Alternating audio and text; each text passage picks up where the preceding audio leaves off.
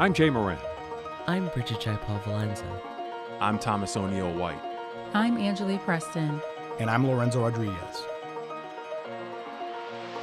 This is What's Next, a dedicated hour to have important conversations about the issues facing the marginalized and underrepresented communities of Western New York and Southern Ontario. We're going to have some real healing. We've got to have space to tell some uncomfortable truth. What's Next continues our mission to discuss race, equity, and the common concerns of Buffalo's East Side and beyond. In the suburban area, everywhere, we must work and teach our children. Good morning and welcome back to What's Next. I'm Lorenzo Rodriguez, and I'm joined by a healthy bunch here of involved individuals, but mainly veterans of our military that are bringing awareness to 211. It's our information number to contact, to connect us to resources in our community, to people in our community. And in particular, we're going to be talking about 211 vets. This is an initiative that 211 of Western New York began, but before I go any further, I want the people that are actually putting this word out there to do the talking. I'm joined by Bob James. He's the leader, the 211 Vets leader, and also part of Buffalo Blues for Vets. Also joined by retired Navy Edward Gadson, also retired VA certified peer specialist, also part of from Batavia VA, and Marlene Roll, Women's Veteran Chair 2022 to 2023, and 2021-2023 VFW Legislative Chair, also a Higher Ground board member, and you're also part of the Western New York National Cemetery Memorial Council. A lot of bona fides here, but I appreciate you all for joining me on What's Next today and for hopefully sharing with our community some really cool stuff that you guys are doing here for our military veterans and families. First and foremost, I think we have to explain, as we were talking before the interview, Ed has great grandkids. Do they know what 411 was or 211 was in this case? What is 211 in Western New York, Bob? Well, I'll give you a quick overview on 211. It's been around for a long time. For those that have history in Western New York, it used to be called Central Referral Service, if you remember that. Central Referral Service then became 211 WNY. It's strongly supported by United Way of Buffalo in Erie County. It's basically a social safety net. So you can call 211 on your phone 24/7. They also have 211wny.org, a website that lists a lot of resources and covers everything. If it's a medical emergency, of course, you call 911. If you want a referral to government services, you call 311. And 211 is for kind of a social network. And 211 is a national initiative. Most communities across the country have a 211, but nobody has a 211 vets. And how we came about with that idea is something that I'll share. That's what I want. It's connecting folks with resources in their community. In this case, something important, tailor-made resources for what's going to be now, or what's become 211 Vets. Correct me if I'm wrong, but 211 WNY, they realized that there was a need for addressing the concerns of military veterans and their families, and there was a disconnect there as far as where to get these resources. Yeah, let me give you a little bit of a background on how that came about. I run the Buffalo Blues for Vets music campaign. We've done over 70 events where we raise money for nonprofits serving veterans and military families. I got all my friends to donate their time and their talent as musicians to play for free. And after raising, at this point, we're over $200,000 that we've raised for nonprofits serving veterans and military families. But after doing those, and with a background in education and doing some research around the educational world, I decided it was time to start asking some questions. I'm getting all my friends to donate their time. We're raising a lot of money. We're handing that money out to 25 different nonprofits that we serve. It was important to start asking some questions to make sure that we were supporting the need. So I started, with some help of some other people, a study. We did a couple focus groups, very rich data. COVID came along. A 5-year study. Yeah. We did pre-COVID focus groups, and when COVID came along, I continued with one-on-one interviews and got a lot of incredible stories from veterans and military families. The general question was, out of everything you know about veterans and military families in Western New York, what is the greatest need? That was the initial prompt, and as people would respond, we drilled down into different areas. So the main thing that everybody agreed to, and I gave you that list of 6 different data points, but the main thing that came up, I heard 80% of the people we talked to said, there's a lot of resources in Western New York. It's really hard to navigate. especially if you're a veteran just transitioning from military to civilian life. It's overwhelming. We need one place that has all these things listed. So slowly over a couple of years, we put together this idea, working with 211WNY. Let's make a targeted site just for veterans and military families called 211 Vets. And some friends in the national level at the VA said, there's no other community that is doing something like this, that has a targeted site that has all the resources. So there's 11 different categories of things, from support groups to housing to financial aid to legal help to counseling and all those things that people will be able to access when it's live. And it'll be launched by the middle of October. And that's how it came about. Well, and as you mentioned, the takeaways from this study are pretty eye-opening. You gave me kind of some of the standout concerns, but some of the highest need veterans are the hardest to reach. Shouldn't be that. The concern that, as you mentioned, transitioning from military life into civilian life is in itself an overwhelming process. Not having those connections to the resources available, and if in this case it seemed like there was an abundance of them, or that it was an overwhelming amount for some veterans. Yeah, we actually had. I'm going to send you this in advance, but here it is now. Here's a list of 25 nonprofits that our music charities have donated to, and there's probably 3 times that in Western New York. So there's a lot of resources that come into Western New York that go to different services and programs that support veterans and military families.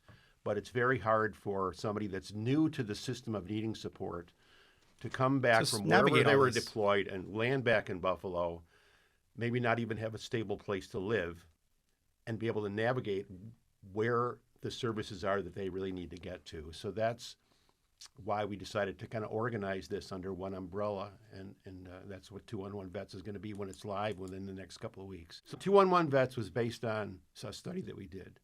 As we got rolling with the idea for 211 Vets, we realized different neighborhoods may have different needs, and both Mayor Brown's office and the office of April Baskins, an Erie County legislator, suggested that perhaps East Buffalo needs its own study to find out what's happening in East Buffalo that may need an understanding in terms of where the needs are that might be different than other parts of the city. That's where we came up with this idea for an East Buffalo study. It's like an extension of the original study that drove 211 It's more Vets. hyper focused on Yes. on a specific group of individuals that are have their own inequities, and also now as former military having another set. And Ed, I believe you're from East Buffalo, correct? Right. What are some of those things that we could like, for example, one of the points that is on the takeaway study from the 5-year study, 92% of military families feel the general public doesn't understand the sacrifices they make. Right. I feel like that's doesn't have to be stated, because I don't feel, unless you're in the military, you don't understand all that goes into it. Right. But now, as a person of color, as a vet, what does that cross-sectional look like? I've lived in East Buffalo for about 12 years, all right? And one of the first things that I noticed is, just like the study, reflects, most of the veterans that I know in East Buffalo feel forgotten about, right? They feel misunderstood, because the military molds us into soldiers and sailors or whatever, and we have a different lingo, we have a different language. There's we have some of our values are different than the average Joe civilian, and all of this kind of stuff.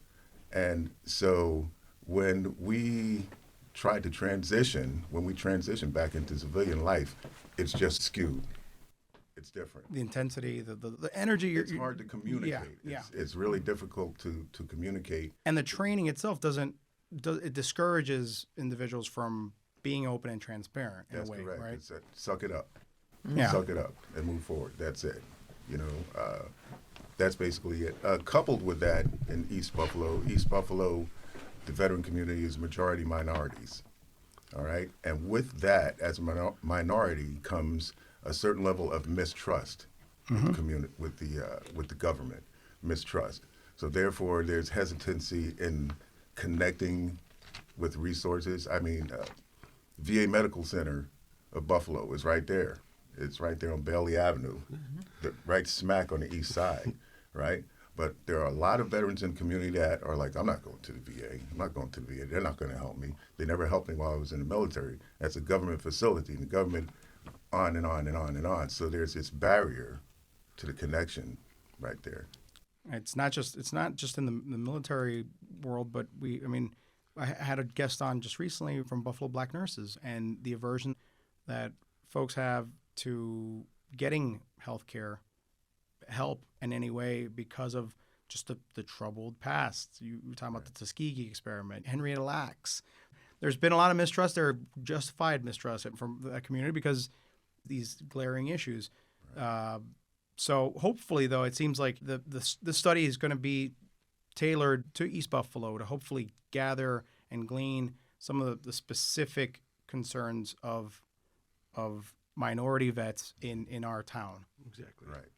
And that's so right now, the website is eastbuffalostudy.org. Yes, correct? people go online to that, eastbuffalostudy.org. They'll see a survey that takes about 10 minutes to fill out.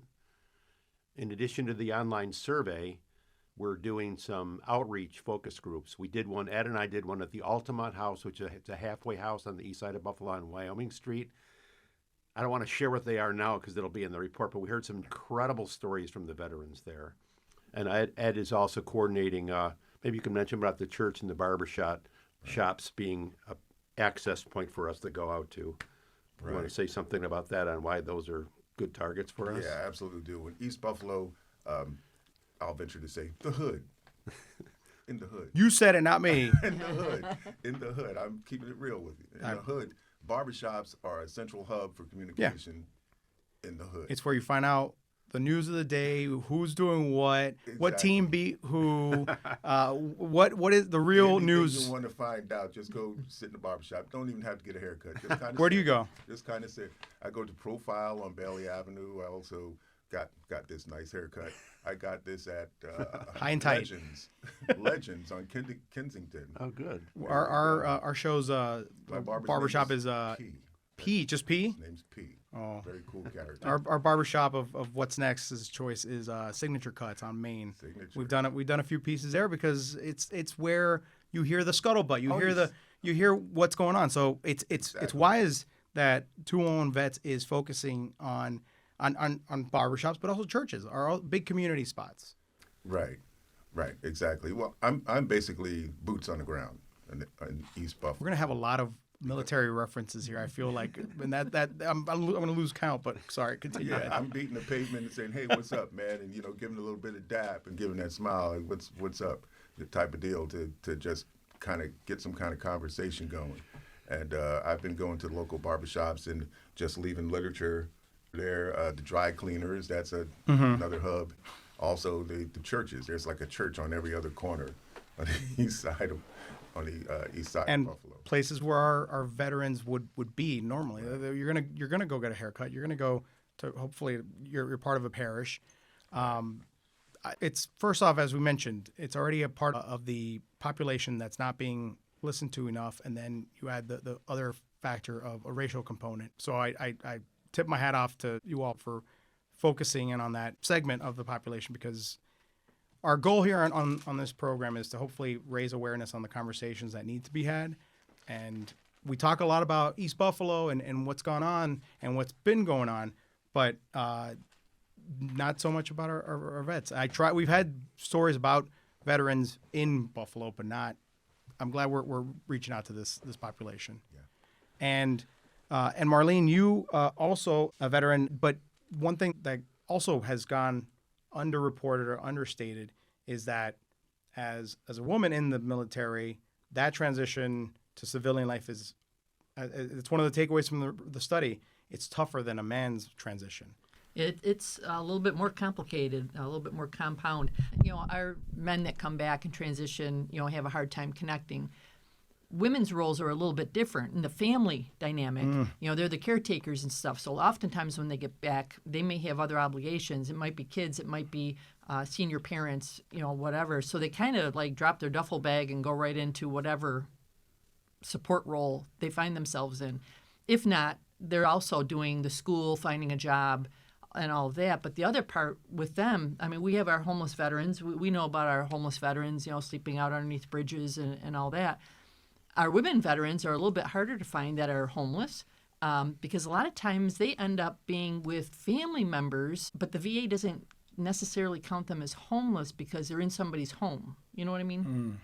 So it's a little harder to check in on all that dynamics. And if they don't have a permanent address at that location, or they're going from one spot to another, so it can be a little bit more difficult for women. And it's the newest segment of the population of military. They're still probably about 15%, between 15 and 18% of the military at this point. So it's a small population. So it's not as readily thought of. It's a smaller component of a smaller, yep. A little subset. Yep, exactly. But there's a lot more research about men's transition. There's very little research about women's transition in terms of what are the dynamics that Marlene's talking about. How do we best deal with those dynamics? Because it's kind of like a new area of study that's barely tapped into. Because that subset has grown, though the numbers are increasing, which is good. It's good to hear, but it's not to the point yet where we've addressed it as to the same point that we should. I'm speaking with Edwin Gadson, Marlene Roll, and Bob James of 201 Vets. Marlene, you mentioned the women's transition and some of those forgotten services that they might need, different from a military man to civilian transition. What are some of those that 201 Vets is going to connect other female vets to? Well, hopefully, a lot of them have issues with childcare. A lot of them might be single moms. Maybe they were even when they went in the military. But it's knowing where they can go medically. VA is certainly paramount, but not all qualify to go to the VA. So there may be other places they need to search out. Places that they can look for, like I recently met somebody who helps women with dressing for success and things like that. Help them get jobs. You come back from the military, you have to get a job, you have to do a resume, a cover letter, all these things that sometimes, if you go from high school into the military, you don't have that. You don't have that, yeah. Your resume is your military. Yes. And how do you transition that was lingo? My next question is, how do you show all the accomplishments you did in a completely different sector? Now you want a marketing job. Yeah, right. So you can't really use the military lingo as to what your job is, and that goes the men as well as the women. But how do you transition what you did into a civilian terminology, which we found out was being, kicking a lot of our veterans out of applying online for jobs because they weren't entering key words, so you were filtered out right away. That's for anybody. That's the bane of their existence when they're looking for a job. But correct. That's something, that you might not know if you're busy defending this country elsewhere. It's all about knowledge. That's what it comes down to, and the fact that you're tying these loose ends in connecting people to these vital services. Even though 211 Vets has a lot of conventional linkages to housing, legal help, financial help, and so on, it's also advocating for the fact, and Marlene and Ed can talk about this, that what we consider complementary interventions are just as valuable. Horses, photography, music, dogs, and all that kind of stuff. I first met Marlene at the event where we were raising money for Higher Ground? Yeah. Maybe you could talk a little bit about outdoor programs. Ed's involved in a program that actually uses the therapeutic impact of relationships with horses that make a big difference too. I love that. 211 Vets, as it's funded by a music and arts charity, we want to look at things that are outside the more traditional sitting on the couch with the counselor talking. Yes. So maybe you guys could talk a little bit about why those complementary services can be as powerful or even more powerful than just conventional talk therapy. Right. Let me jump in right there real quick. This is Ed. Those folks who can't see me. Right. When I first discharged from the submarine service, all right, I didn't know what was going on with me. All I knew was that I was struggling and I wasn't happy, and I was feeling a whole multitude of feelings about society and all that. What kind time of misunderstood? What year was this? Or I discharged in 1993. I joined in '98. I served aboard submarines. I was a chief petty officer. USS Dallas was my boat. Hunt for Red October, that was my boat. Wow. So it was an absolute honor to Just get a little humble brag there. Please. I didn't know that. Yeah, It's new to me. That was my sub. She's decommissioned now. I'm still in touch with my shipmates. You know, we're proud of our boat. Anyway, you know, when I discharged from the military, I struggled with substance abuse and alcoholism and all that kind of stuff. Isolation. It's just me against the world type of deal. You know, I had a couple of bouts where I was seriously thinking about taking myself out. Okay. But fortunately, I connected with VA. VA saved my life. I went through a battery of treatments where I was diagnosed with PTSD, anxiety, depression, and other stuff. Clean and sober now for 13 years. Yay. Haven't God touched bless. anything. Good job. One day at a time, Nicely and I'm done. just loving life. And so VA really helped to save my life. There was still something missing, though. I wasn't quite there yet. Something inside was still broken that traditional counseling and evidence-based treatment couldn't reach that. All right, I connected with Higher Ground. Higher Ground. It's a veteran. What is it? Adaptive. It's adaptive sports therapy. Right. So we take veterans, we fundraise and take veterans out, anything from a day program to a week-long retreat, and we do a variety of things. So if you think of any kind of sports, we can do it. So we've done the horseback riding, we've done kayaking, hiking, climbing, ice climbing, you name it, we do it. Curling. That I'm might thinking. be on the I'm just list thinking about too. the winter sports. We're all about our winter sports up here. I'll mention it to him. So 8 years ago, So that's my wife That's and I just stumbled across an opportunity to go to a week-long veterans retreat with Higher Ground. And so it was a week-long retreat, and it was focused on horsemanship. All right.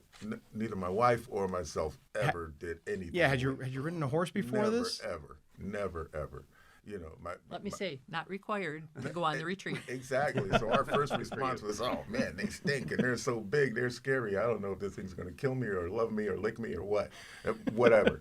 So come to find that I connected with a horse during that retreat. His name is Echo. That was 8 years ago. I'm still connected with Echo.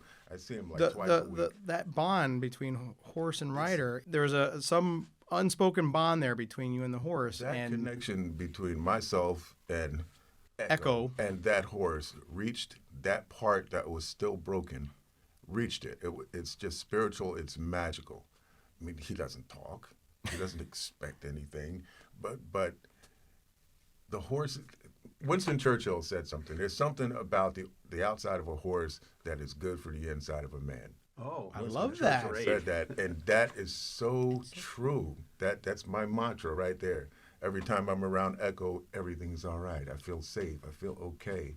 You know, just being around him, just feeling his heartbeat, and just listening to him breathe, and just having him nudge his big head against me, and all of this kind of stuff. Just being out there with that horse does something that, like I said, it's a calming humans force. can't do. And something that you take as trivial, or something that some folks might take as trivial, has that profound effect. That's just one component. As I look at the list again that you provided of all these of all the organizations that have helped. I mean, there's Higher Ground is in there. You've got Veterans for One Stop Center of Western New York, Working Dogs for Vets, Gold Star Mothers.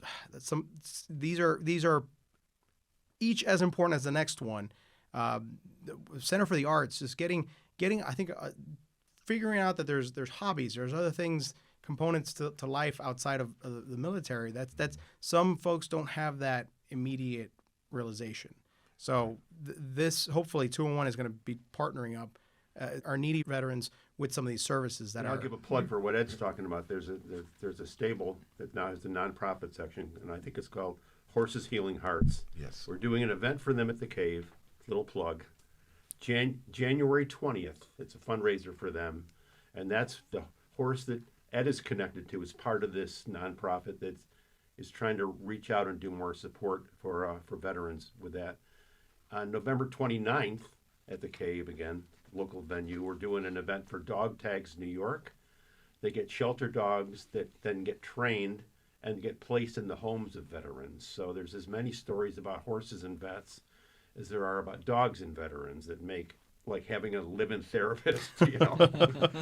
And so we're doing that stuff as well. So part of the 2-on-1 vets thing is to try to recognize that these, what people consider complementary interventions, just have as much power as others. Were you involved in Brendan's? The photography, yes. That's an incredible program as well. That was another, supported. yeah, The Odyssey Project. The Odyssey Project. Brendan Bannon is a photographer. It's his vocation in life. And he came upon a situation where he had traveled for his job in other countries, living there, you know, and working with the people there and capturing their lives on film. But eventually, it kind of overtook him, you know, much like wartime does. It just kind of gets into your soul and drags you down. He did have to come back and take care of a family member and stuff, and things got kind of rough for him. And when he realized he was in such a dark hole, I guess he decided to pick up his camera the one day, or a friend suggested to him to pick up his camera. And when he did, he sort of came back to himself. So he thought if it worked for him, it would work for veterans.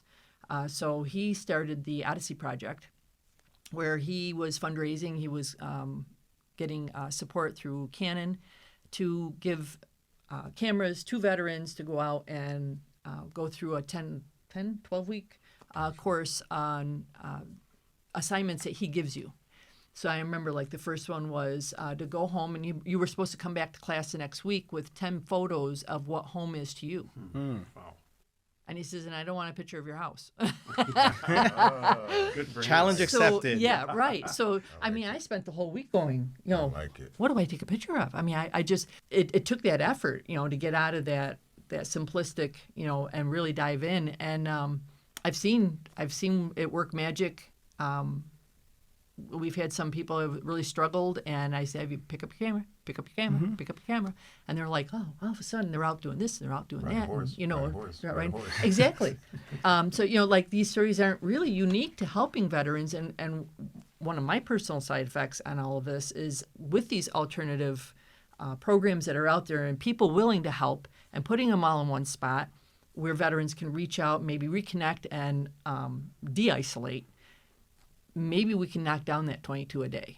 You know, it's helping give that little hole that's missing. Yep. That's right. You know, and fill it in, and that's connectivity, and it's usually connectivity to other veterans.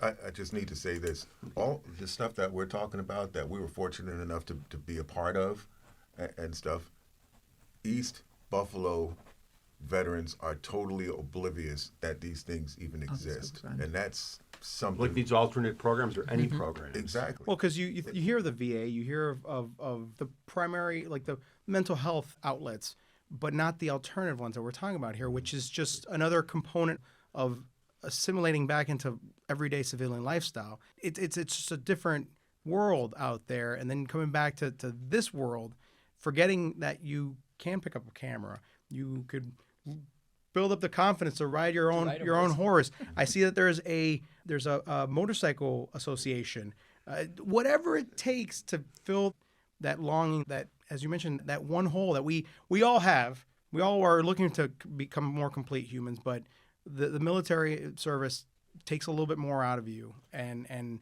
it takes a little bit more to sometimes fill that gap. So, and I'll do one more plug. There's a place that I do some work with, unpaid. I don't take any salary for what I do.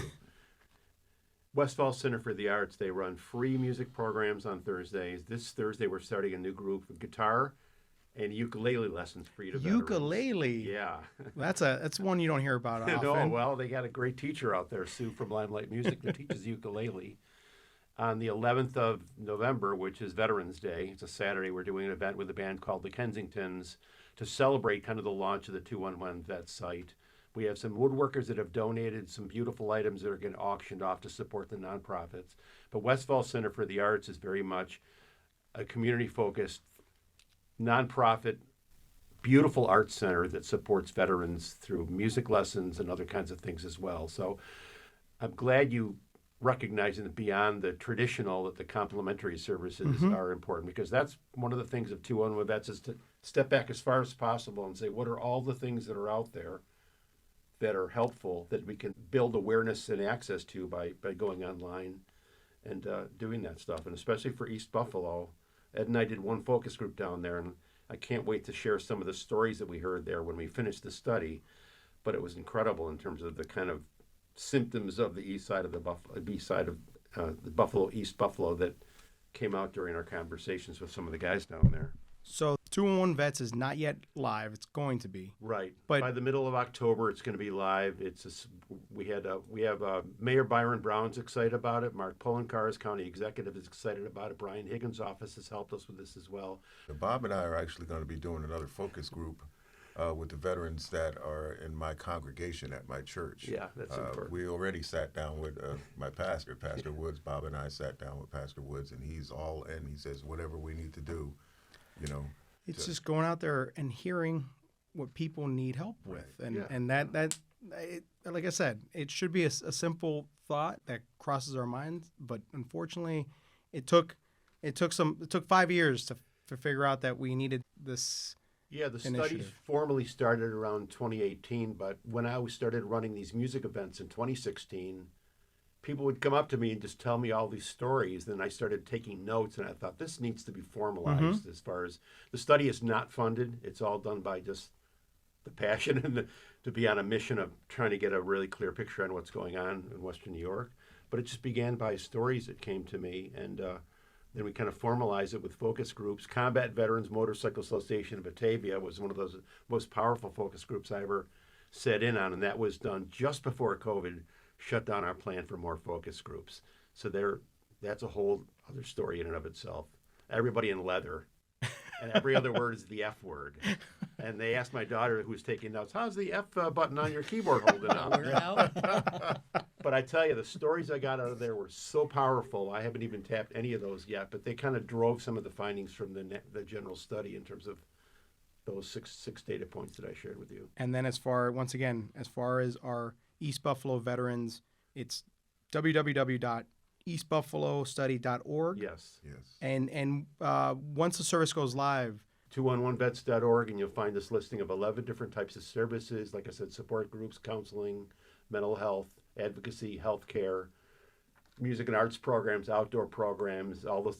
I can't go through all that. The whole right gamut. now, yeah, that stuff. That'll all be listed there, and we're going to see that the site's going to get built and improved over time. Telesco Creative Group helped us put the original design together, and they're going to be involved as we. You got QR codes. You've got as user friendly as possible. That QR code it goes to the eastbuffalostudy.org site for the survey. And again, anybody listening that wants to tell us what they know, go onto the survey and take 10 minutes and just tell us what you know, and that'll become part of our data that we analyze. Might be a new organization to add to the list of them that we don't know. Something may grow out of this. Yeah. Buffalo.study.org. EastBuffaloStudy.org is the website. Well, and it goes right to the survey. It's a Google Doc. It's very easy to fill out. It's wonderful that you all are taking the time to raise awareness on this. One of the quotes that stood out here also from the study, Western New York is rich but fractured. There's 50 organizations that are serving our veterans, but you can't find them. Hopefully 211 Vets is going to do that for a lot of our population. So thank you so much. Thank you, Ed, Marlene, and Bob, for coming down on What's Next and sharing with our audience, and for your service. Yeah. Our pleasure. Thanks for having us. And we'll return with more of What's Next after this short break. You're listening to What's Next, our place to discuss the important issues of our communities of Western New York and Southern Ontario. We want to hear from you.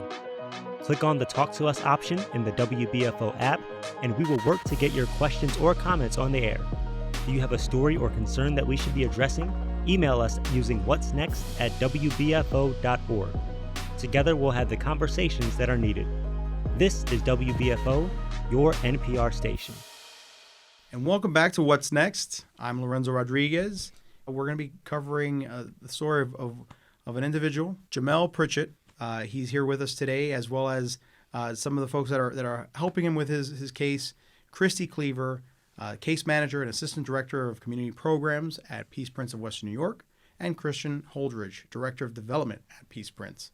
And Jamele, your story came came to me, and it was alarming because we're going to get into the work that Peaceprints is doing, but we've already had Peaceprints on at one point on our former show iteration, Buffalo What's Next. You all are doing great work as far as getting individuals that have been in the justice system to get back into society, re-enter into society successfully, trying to break the cyclical jail system that happens a lot in this country.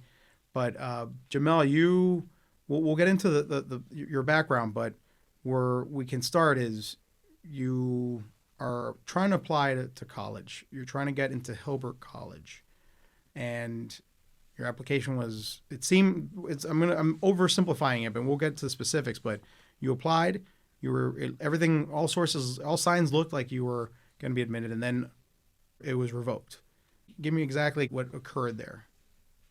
You're on probation, and you're coming back, and you're trying to get into college. You're a young man. How old are you? 22. 22. Trying to apply for Hilbert College, and how was that process? It was kind of good in the beginning. Well, it was great in the beginning. Promising. It seemed like you'd done all the paperwork, the application process, and when did it start? When did it take a turn? After they told me I was accepted and I was supposed to get a letter in the mail, and it'd been kind of long, so I was getting worried, like, what's going on? And it was, I have the timeline here provided by Christie of everything that went down, and you did everything that a incoming student would normally do to try to get into a school. Attending the open houses, you have a football pass. And Hilbert College, if I'm not mistaken, it's the second year of having a football program. You met with football coaches that were interested in doing that. You were looking into the cybersecurity program at Hilbert and met with admissions representatives. That was back in April, right? And then come May, you submitted the application and all the paperwork necessary. And then your criminal history was disclosed on the initial application. Is that where things kind of went awry? Not from the application. They sent me an email and I had to disclose it again. You had to write an essay explaining, and you have to get also, I believe your parole officer involved to basically, as a former alum, also advocate for you.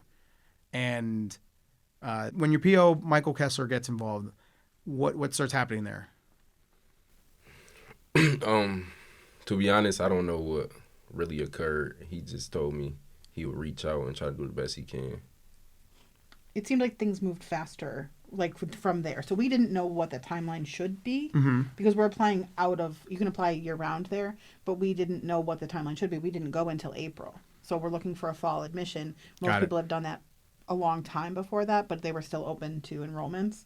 So we didn't know if it would take months or weeks, or we didn't really know. So we submitted everything and then just kind of waited. And so when we met with his probation officer, and he said, I don't like that you haven't heard anything yet. Let me see if I can get anywhere.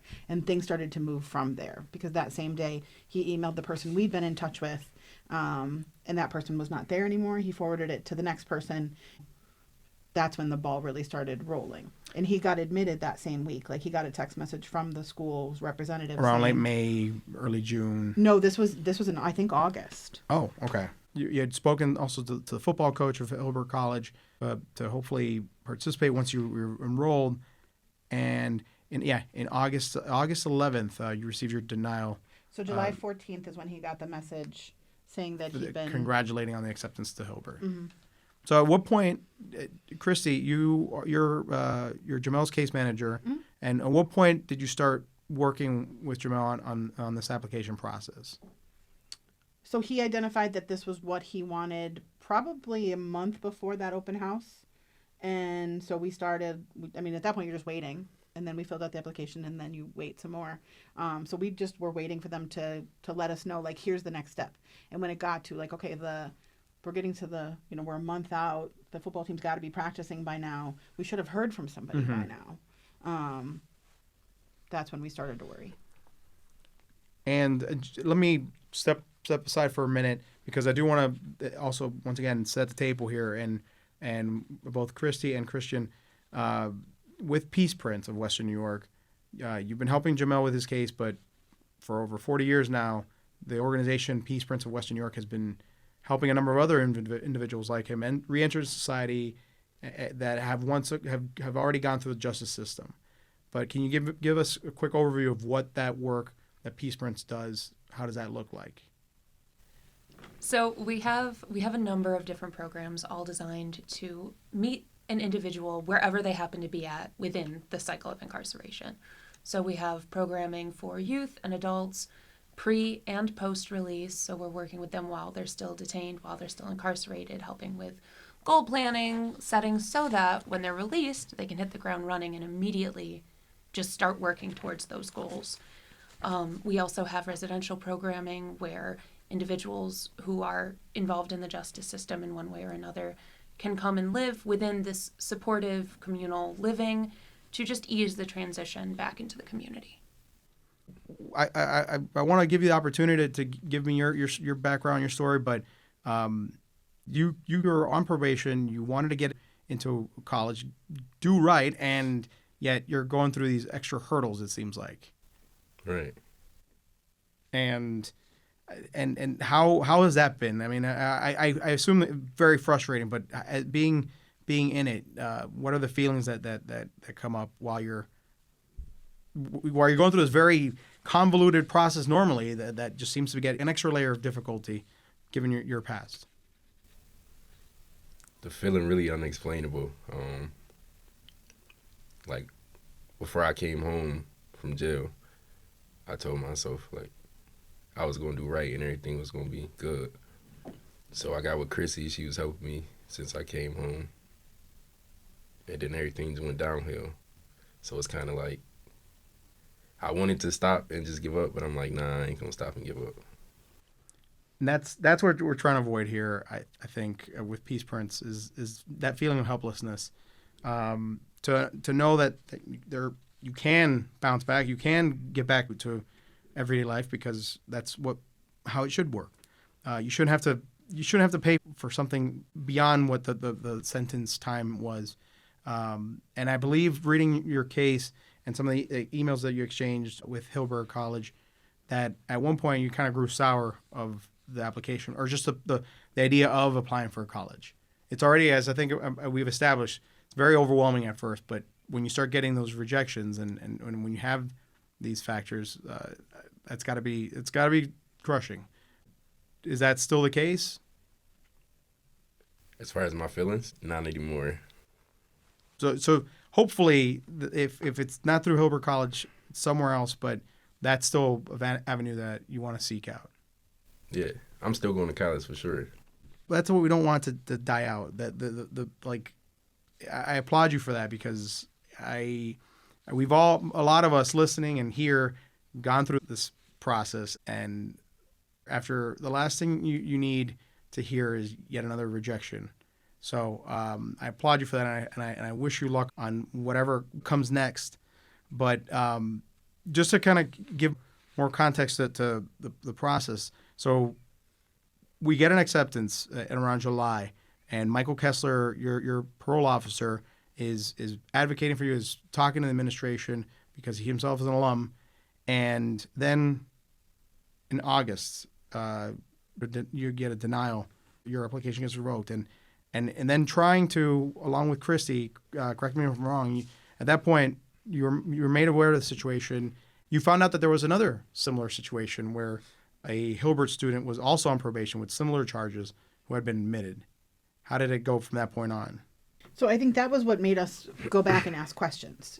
So it was he'd been admitted, and now there was this question of his criminal record perhaps being in the way, which was confusing to us because we disclosed that on his initial application. So if it had been an issue, we thought it would have prevented him from being admitted in the first place, but then it did not.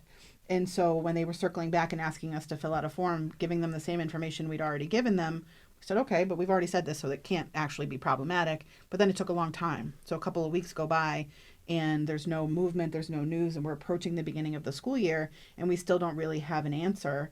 And I guess it turned out that a committee has to review it, and that that committee said no. So it was after that we found out about the student who had already been admitted, and now we were confused because somebody who's in the same situation as Jamele being admitted left us wondering what's the difference here. And so we tried to set a meeting with the school to see if they would just discuss it with us further, to see if there was something we could have done differently or that they could have done differently, and they weren't interested in that. So I think that the issue with Hilbert is the denial, but I think it's the mixed messaging in terms of like that acceptance coming in first and them having all of the information all along and then circling back to ask for the criminal record details. Yeah. And then the denial as a result of that. I think that, and she explains to me that the reason is that, one person was in charge of his initial acceptance, but she's the person, and that person didn't have access to his criminal history. But that's a process that is flawed in a number of ways. But also when it comes to light to us that this is not actually your policy, it makes it a little bit harder to swallow and explain and then live with. When we went to Hilbert, it was, correct me if I'm wrong, I mean, you've been to ECC, but like Hilbert is it's a small college. It's beautiful campus. We went and they, on that tour day, they take you around and we were in the locker room and we were in dorm rooms and we were in classrooms and we're meeting with all of these different people. And I think both of us could see Jamele in this environment and thriving in this environment. And it's unfortunate that there was no way for us to show Hilbert that he could thrive in that environment and that they would have been beyond lucky to have him. I think we need to take a closer look at the policies that we have in place, particularly in this case, surrounding access to education for people who have had justice involvement. It is Hilbert's policy, clearly, to make decisions based on that, but that's not standard. Our SUNY system in 2017 made the choice to specifically not discriminate against individuals with a history of criminal activity because they realized that in doing so, you are cutting off opportunities to people who have already served their time. You are not building the strongest community possible when you are not offering the same opportunities to everybody. And when you look at the research that has been done surrounding education and incarceration, one of the best ways to ensure a safer community, to make sure that an individual does not recidivate, does not continue in criminal behavior, is an education. A college education specifically drops your chances of any other criminal behavior drastically. And so to have a system that is specifically not allowing those opportunities for people to get control of their life, to be successful, to be independent, while at the same time all over, your website touting your love of diversity and your commitment to accepting people from all walks of life and examining your policies and wanting to create a rich, diverse fabric and mentioning specifically wanting to have a diverse community of people who have a variety of experiences and backgrounds. You can't do that while at the same time omitting anybody with criminal justice activity, which, if you look at the data, is not historically white people. It's any vulnerable or marginalized community that is more disproportionately affected. And so by making that rule, you're essentially negating everything you're saying you stand for in your diversity. And what is it that you want people to know about your case, your situation, or that of similar clients? I just want to say, don't give up and just push forward on your dream, because they're going to try to stop you regardless. Well, like I said, I hope that you don't do that. It seems like you're not. You said you're not. And I know it's an overwhelming process, and I can only imagine how much more overwhelming it is for you. And I'm sorry you're going through that. I hope we're hoping to get some response from Hilbert College, and we'll have that for our listening audience when we do. And Christie, correct me if I'm wrong, but Jamele is a part of one of the programs that's within Peaceprints, and that's Project Blue, correct? So like we're a reentry program, right? Mhm. So the idea is it's all about combating recidivism. So our recidivism rates, I don't know if you know the statistics and all of that stuff, but what they're like nationwide, what they're like in the county. And like, so 67% of people who go to jail one time are going to go back. In Erie County, it's 81%. So you're pretty much guaranteed to go back to jail. And the funding for Project Blue, which is the program that Jamele is in, comes out of that as an answer to that. So we've been a relatively small program for 5 years, and our recidivism rate is 10%. Wow. So it's not nothing. It's a really big deal. But it's a sizable difference. And what it is there was this hole in what was happening in the county. So if you come home from the state, you come home on parole, you have community supervision supports. If you come home from the feds, it's the same idea. If you come home from the county, there was nothing. It was just, here you go, good luck, we'll see you next week. And so people would come back and come back and come back. And so the idea is we are right in the jail with them. And then we meet them there and we start to build a little bit of a relationship there. Timing-wise, Jamele and I didn't do that. I talked to his grandma on the phone because we were locked out for the December storm and we were locked out for a COVID outbreak. So like I met him maybe once while he was still incarcerated and then not again until after he got released.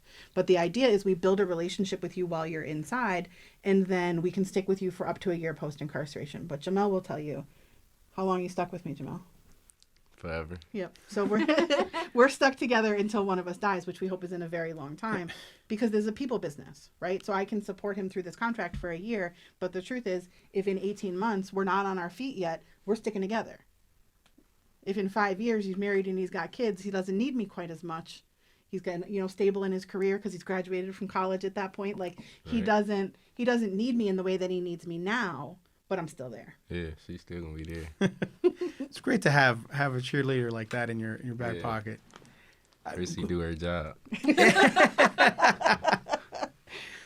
And a question for that, like you're doing your time, and then you're formulating a plan once you get out and back into society. This lady comes into your life, and how there's a trust there that needs to be earned? Is there a skepticism there at first? Nah, I feel like she got my trust as soon as I interacted with her. Christie's that good, huh? With me. I believe, if I'm not mistaken, Christie, you were there for our Peaceprint artists, were you not? Yeah, for sure. Yeah, and we did that interview via Zoom, and. Our artists there, the artwork that came out was exceptional, and these are talents, these are voices, these are human beings that sometimes are. It's very easy for our society to say, hey, you did your thing, and now you're paying for it, but that shouldn't be the end of those cases, those stories. So I think there's this attitude of you've been sentenced to whatever you've been sentenced to, but let's lock you up and throw away the key and never think about you again. Well, we disappeared you from our community. Why would we have to think about you as a community? Right. And so I don't know what the exact statistics would be, but almost everybody who I meet in the jail system is coming home at some point. So my idea is, why wouldn't I want to help you develop into the neighbor I would want you to be? Why wouldn't I want to help you tap into all of the things that are already good in you, and then develop those things so that you can be somebody who everybody. I always use neighbor as my answer because we all have neighbors. But you're going to need to be employed somewhere. You're going to be the parent at somebody else's at my kid's school, whatever the thing might be. I want everybody to understand that nobody is just the worst thing that they ever got caught doing. That's a thing they did. It's not who they are. And I'm super lucky to get to go into this place and meet all of these people who are on their journey to becoming to showing everybody what they really have on the inside. Proving people wrong. It's always a good feeling. And they do it all the time. And I love that. If it wasn't for Christie, I probably wouldn't be where I was at right now. That's not fair. Because that's to you. Nah, because I would give yourself a lot more credit, Jamele. Yeah, but she pushed me and she there. Everybody need that somebody. I had that mindset, I'm not gonna give up, but I could give up at any moment. But Christie in my corner, and she there. So it's you have it in you, but sometimes it takes someone else to. You're a football player. Yeah. You need a coach. Right. You need someone to coach that out of you, and it's great that Peaceprints is offering this this look on life, because there's a lot of organizations, a lot of people in general that just, this is an afterthought. You shouldn't, like I said, in one way or another, you're more than the sum of your own parts, and because of mistakes that everyone makes at one point or another, point in their life or another, some greater than others, we shouldn't keep paying for that afterwards. So after contrition and after going through all the necessary. Hilbert is a Catholic school or Franciscan school, so penance. We served some penance, and yet here we are. But thank you all. That was like I said, I appreciate that you're sharing the story with our audience and the work that you do. So if they want to get into contact with Peaceprints or find out more, or if others are in similar situations, how can they reach out to you all? You can always learn more at our website, www.peaceprintswny.org. It has information on volunteering, more about our programs. You can get in contact with us through that. Jamele, Christian, Christie, thank you so very much for joining us on What's Next. Thank you. Thank you. Thank you. You've been listening to What's Next on WBFO and WBFO HD1 Buffalo, WOLN Olean, and WUBJ Jamestown, your NPR station.